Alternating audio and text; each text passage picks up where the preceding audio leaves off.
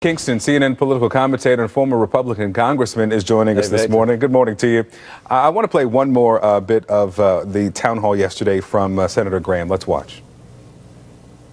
I don't think one party is going to be able to fix this by themselves. Here's what I think should happen next. I think the president should reach out to Democrats. I should reach out to Democrats. And we should say, let's take a shot at doing this together, because it ain't working at doing by ourselves. That's the senator talking about Obamacare. I want to talk separately about what they want to do, or at least he says he wants to do, and how it's going to be done. And first, one word: fix. Is that what is next? Fixing Obamacare, and they're done potentially with a repeal?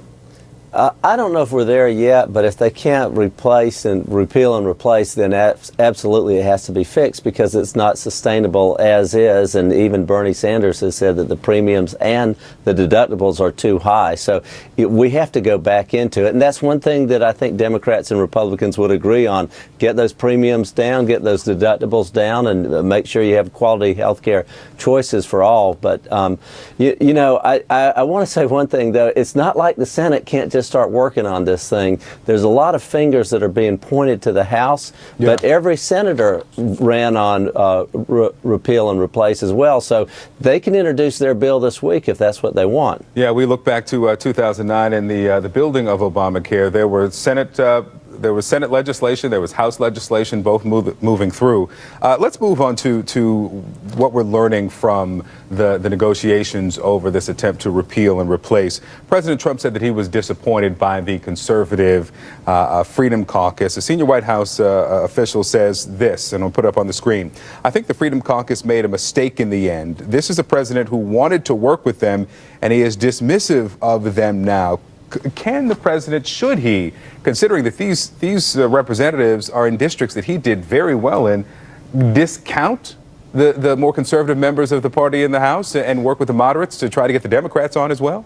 You know, you really can't, because in the House of Representatives, everybody is an independent contractor, and who was against you one week might be with you the next week. So you have to really, and they all have their own constituencies and their own empires, if you will. So you're not going to cower them into submission, but just because somebody was your enemy last week doesn't mean they're not going to be your friend the next week. So you have to work with each other. But the thing that I heard from my friends in the Freedom Caucus is that they were not included in this process early enough. They did give the president credit later on, but they felt like, particularly on the House leadership side, they should have been at the table in November and December and early January. Yeah, it's obvious that the different factions weren't on the same page, not just on policy, but on the approach. And it appears now that we're hearing from the Speaker, from the President, from the Vice President, that there is no consensus on what is going to happen next. I want you to listen to Paul Ryan, President Trump, and Vice President Pence.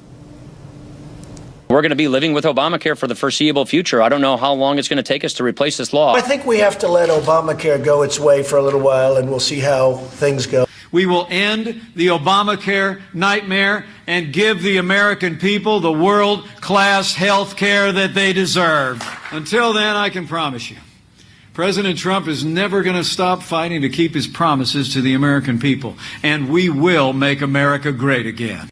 So is this administration going to let it run for a while, or is he going to keep fighting to repeal it?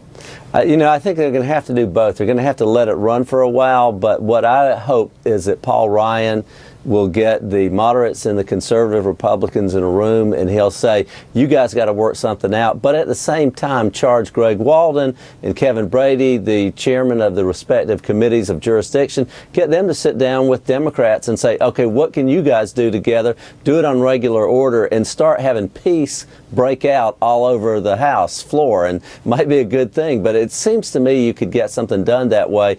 I do believe that one of the problems with Obamacare is that it was an entirely Democrat bill. I think to replace it, Lindsey Graham has a point. If you can get Democrats and Republicans together to find some common ground, then you may do something that's far better for the American people. All right. Jack Kingston, we'll talk next hour. Thanks, Victor. Yep.